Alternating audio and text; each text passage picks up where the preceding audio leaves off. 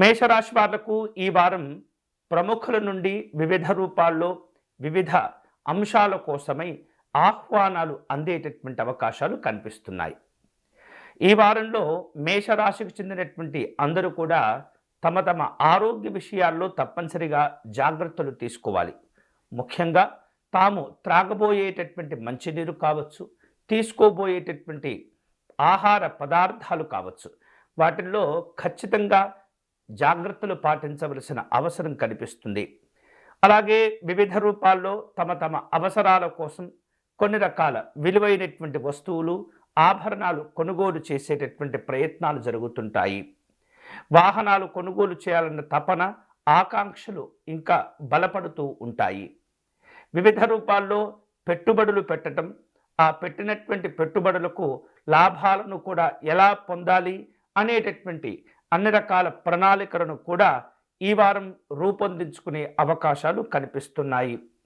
విద్యారంగంలో ఉన్నటువంటి వారికి, అలాగే ఉద్యోగ రంగంలో ఉన్నటువంటి వారికి ఈ వారం మంచి ప్రోత్సాహాలు లభిస్తూ ఉంటాయి.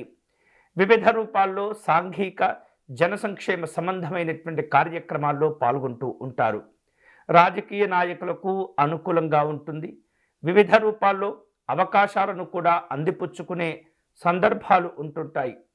ఆంతరికంగా జరిగేటటువంటి కొన్ని రకాల సమావేశాల్లో పాల్గొంటూ ఉంటారు.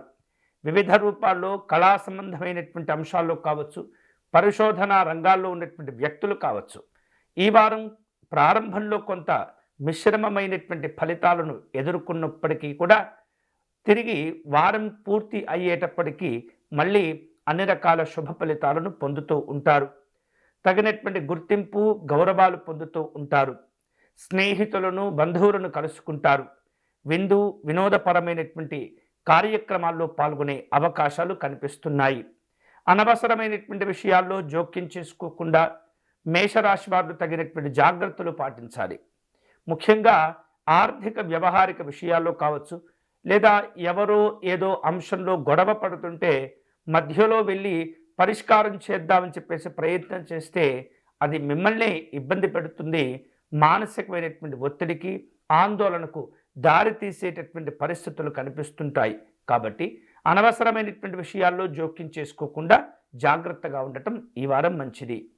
ఈ వారం మేషరాశి వారు శుభకరమైనటువంటి ఫలితాలు పొందేందుకై శ్రీ మహావిష్ణువును పూజించటం, స్వామివారిని దర్శనం చేసుకోవటం మంచిది.